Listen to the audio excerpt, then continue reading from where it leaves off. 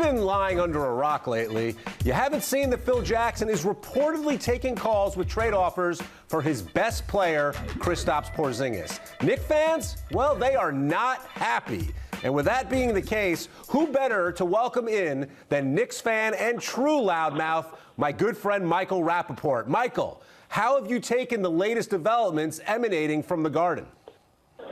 I don't like it. I also don't like the fact that you say a true loudmouth. You say my good friend, and then you give me a backhanded compliment with the true loudmouth. But as far as I'm concerned, I don't even know where these kinds of things could come from. And the Knicks, for them to be discussing trading Porzingis and basically saying we're gonna rebuild on the rebuild that was never built, to me is baffling. Like, I don't know what they're going to do or why they would even discuss trading him. I don't know if Phil Jackson was offended by Kristaps Porzingis not taking his final meeting with him and the coaches after the season. In my opinion, that should be something that's celebrated. The fact that he figured it out at 21, 22 years old, that this is a situation that should be concerning. That should be celebrated. Phil Jackson should be impressed with the mental capacity of somebody so young to play 2 years in the league to go, yeah, this is a situation that's going nowhere fast. But to discuss trading him now, I don't know what they want to do. Like, I don't know if they want to boycott. Where's Dolan? Where's James Dolan? Is he right now currently touring? You guys are experts. Is he touring with the billionaire blues band?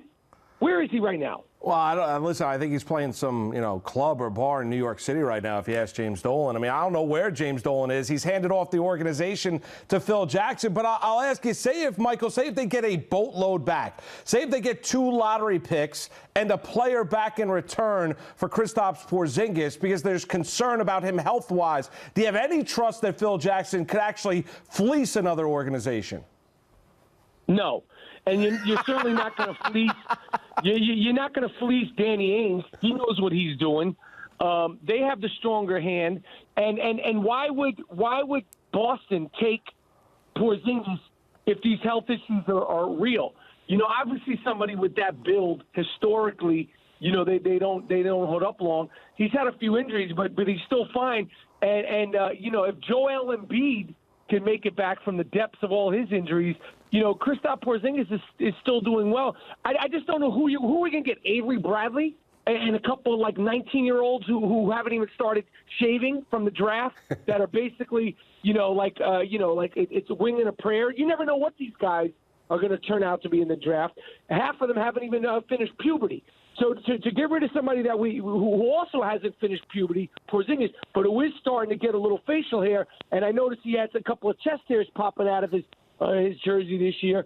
At least we know what we got with Porzingis, because otherwise you're running into the abyss with any of these other players. Michael, a lot of talk now is that Porzingis, if he goes, could be heading to the Boston Celtics. Now, as a Porzingis fan like you, Moose, and I are, how painful would it be to see KP wearing that Celtic green and doing those unicorn things only he can do up in Boston?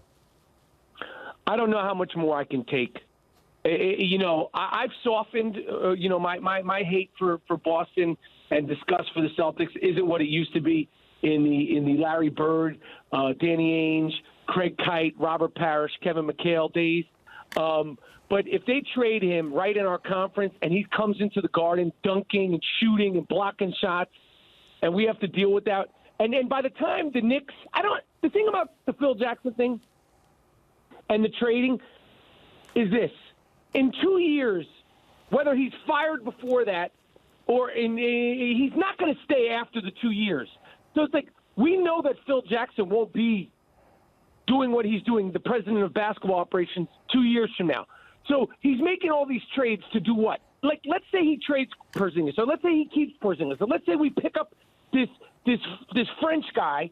I don't even know his name is Nicolina. Who nobody's seen play again. Let's say he turns out to be a good player. In 2 years, we know Phil Jackson will be back in Montana on his peyote farm. What are we doing here? Like, what's the end game? Like, the rebuild on top of the rebuild. Like, what is the end game? What's the end goal? He's not in it for the long run. So why even stay this long? Like, what are we doing here? Well, I mean, Michael, it's a fair point. I mean, there's no accountability for all of his bad basketball decisions because he's remaining and he's still getting $12 million a year. There's also no accountability when you look at Dolan because people still pack Madison Square Garden. People still show up to watch a product that's had 50, 51, 65 losses in the last 3 years. Listen, I don't know why they don't just waste their money and go see Hamilton. You want to waste your money, go to see Hamilton. That's the only way. That's the only way to get their attention because people are. If you're going to go there and watch Ron Baker as a starting guard or a starting three, for the Knicks, you might as well go watch, like a matinee of Hamilton or some other Broadway play or off-Broadway play. Go to see the Statue of Liberty. Stop wasting your time with this foolishness. Go to see the Statue of Liberty. Take a tour of the Empire State Building. There's 475,000 things to do in New York City. We don't need to sit around and keep doing this because the only way we're going to really get attention is when people stop showing up. You want to see. How would you feel if you went to go see a Broadway play and you had like fourth-string guys in there? Essentially, you're going to see a Broadway play and it's in the form of professional basketball, and you're not getting first stringers. If you were paying to go see Denzel and Joe Schmo, listen, if you're going to see Denzel and John Hines shows up, you'd be pissed.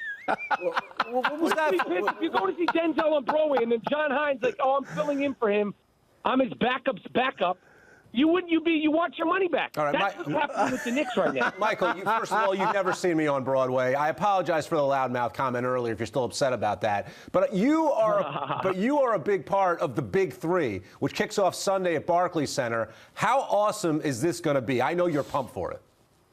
I can't wait. It's professional 3-on-3. Allen Iverson, Chauncey Billups, Kenyon Martin, Steven Jackson. It's going to be competitive. I've been at some of the preseason games. It's going to be great. And, with all this zeitgeist, there's now going to be 3-on-3 basketball in the Olympics in 2020. I'm the roving reporter. They're calling me, I take this humbly, they're calling me the Howard Cosell of the Big Three. Who knows? I might wear a wig or a hairpiece just to see if I could step in in that sort of area of Cosell or some of the great broadcasters who like to wear wigs. But I'm looking forward to it, and there's tickets still available, to come see the games this Sunday at Barclays, and it's going to be fun. It's going to be competitive, and it's going to be a good afternoon of basketball. All right, thanks, Michael. Always a pleasure to talk to you. Hope you see you up here soon next time you're in town.